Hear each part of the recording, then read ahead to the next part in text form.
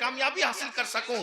सुलेमान अलैहिस्सलाम की सोहबत में जंगल का छटाक भर का परिंदा रह गया तो उसको शिर्क से इतनी नफरत हो गई कि वो शिर्क देख करके बेचैन और बेकरार हो गया। जब सुलेमान अलैहिस्सलाम की सोहबत में रहने वाले परिंदे के दिल के तज़किये का ये आलम है तो जाने सुलेमान मुहम्मदुर रसूलुल्लाह के सहाबा के दिलों के तज़किये का आलम क्या होगा। नारे तकबीर, जो रिसालत, अज़मते सहाबा, जो सहाबा पे भोंकते हैं उनको होश आना चाहिए। जब सुलेमान अलैहिस्सलाम की सोहबत हुदहुद को इतना गैरतमंद बनाती है तो जाने सुलेमान मुहम्मदुर रसूलुल्लाह की सोहबत ने सहाबा के सीनों में कितना ईमान रासिख कर दिया होगा। इसलिए सहाबा पे बोलने से पहले सोचना, जब हुदूद शिर्क से इतना नफरत करता है तो सहाबा के दिल में कुफ्र से कितनी नफरत होगी। इसलिए सहाबा पर बातें न किया करो, बकबक न किया करो। हमने तो इसमें पढ़ा, इब्ने कसीर से पढ़ा। मैंने कहा हमने इब्ने कसीर का कलमा नहीं पढ़ा, हमने मुहम्मदुर रसूलुल्लाह का कलमा पढ़ा। हम इब्ने कसीर की बुनियाद पे दीन नहीं मानते, हम मुहम्मदुर रसूलुल्लाह की बुनियाद पर इब्ने कसीर की उन तहरीरों को मानते हैं जो दीन से यगानत रखती है। ये बात अच्छी तरह याद रखना। तो बात किताबों के हवाले देने से पहले आपको अपने बुजुर्गों के नक्शे कदम को ढूंढना चाहिए। बहरहाल तो अर्ज क्या कर रहा था, हुदूद ने जब ये कहा, सुलेमान अलैहिस्सलाम ने उसको खत लिखा। किसको? वो जो खातून मुल्क यमन पे हुकूमत करती थी, वो खातून भी अजीब थी, उसका नाम बिल्किस था। वो उसकी माँ या बाप दोनों में से कोई एक जिन्नात में से था। तो उसका पूरे इंसानों जैसा वजूद था और पैर उसके जो है वो बकरियों की तरह थे, जानवरों की तरह। बहरहाल वो छुपा के रखती थी, नीचे लटका के रखती थी ताकि किसी को पता ना चले। बहुत ज़हीन औरत थी वो, बहुत ज़हीन खातून थी वो। आपने खत लिखा, कहा तुम लोग जो है वो फर्मा बरदार होकर के आ जाओ वरना हम तुम पे चढ़ाई करेंगे। तो उस औरत ने कहा कि अगर वो नबी होगा, तवज्जो, नबी होगा, नबी होने का दावा कर रहे हैं ना, नबी होगा तो वो ईमान ही कबूल करेगा, तोहफा कबूल नहीं करेगा। और निरा बादशाह होगा तो तोहफा लेकर के हमारे साथ सुलह कर लेगा। उसने पहले तोहफे भेजे, सुलेमान अलैहिस्सलाम ने कहा तोहफा नहीं चाहिए, ईमान चाहिए। अब बिल्किस आने के लिए तैयार हुई। बस अब इतना वाकया मैंने बस आपके सामने जोड़ने के लिए, दिमाग जोड़ने के लिए, जहन जोड़ने के लिए रखा। अब बिल्किस आ रही है। 7 कमरों में उसका एक बहुत बड़ा तख्त था जिसको हुदहुद ने अर्श अजीम कहा है।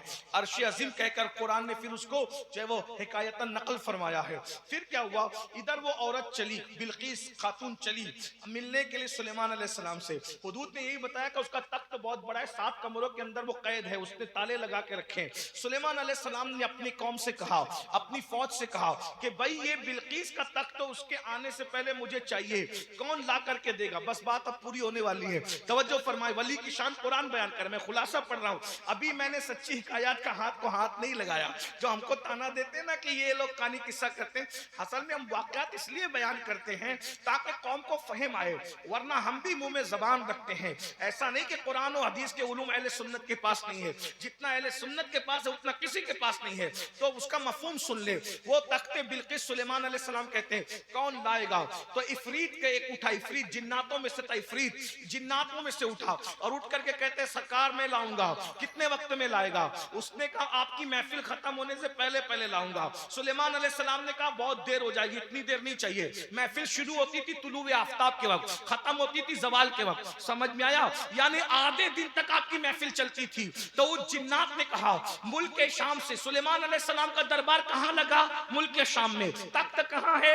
यमन में। अब समझ में आई बात? मुल्क शाम से यमन जाना है, तख्त लाना है, वो भी 7 कमरों के अंदर ताले के अंदर कैद किया हुआ है, वो भी शाही ताले हैं। याद रखना ये बीर घूम के ताले नहीं, शाही ताले हैं। अल्लाह अकबर। इफरीत उठ करके कहता है मैं आधे दिन से पहले लाकर पेश कर दूंगा। सुलेमान अलैहिस्सलाम कहते बहुत देर हो जाए, जाएगी। तो वो बैठ गया। उसके बाद सुलेमान अलैहिस्सलाम के वजीर हजरत आसिफ बिन बरकिया उठे। उठने के बाद कहा मालिक मैं लाऊंगा।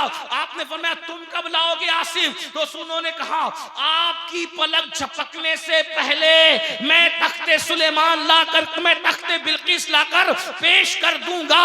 पता चला क्या, आपकी पलक झपकने से पहले 1 महीना जाने को लगता है, 1 महीना आने को लगता है। तख्त इतना बड़ा है, लाएगा कौन? अल्लाह का वली लाएगा। लोग कहते हैं ये कहानी किससे? देखो ये कुरान है, कुरान कुरान कह रहा है। बोलो, आसिफ ने पूछा मोहल्ला कौन सा है, गली कौन सी है, पता क्या है, किस इलाके में महल है, कहां से लाऊंगा? नहीं, अल्लाह अकबर। कहा आपकी पलक झपकने से पहले पहले तख्त बिल्किस लाऊंगा। और उसने पलक झपकने से पहले पहले तख्त बिल्किस ला दिया।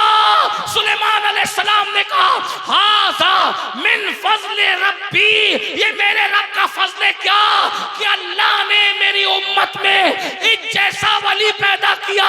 अब मुझे बताओ, जब सुलेमान अलैहिस्सलाम की उम्मत में ऐसे वली मौजूद हैं तो जाने सुलेमान मुहम्मदुर रसूलुल्लाह के उम्मत के वलियों की शान का आलम क्या होगा। फिर भी सुन लो, वो आसिफ वजीर थे, आले सुलेमान नहीं थे, औलाद सुलेमान नहीं थे। मेरा गोश्त तो आल और औलाद भी है और उम्मत के वलियों का सरदार भी है। जब सुलेमान अलैहिस्सलाम की उम्मत के वली की ताकत का ये आलम कुरान बयान कर रहा है, तो गौसे पाक की ताकत का आलम कुरान कहता है आसिफ के पास ज़बूर का इल्म था, आसिफ के पास ज़बूर का इल्म था, गौसे आजम के पास कुरान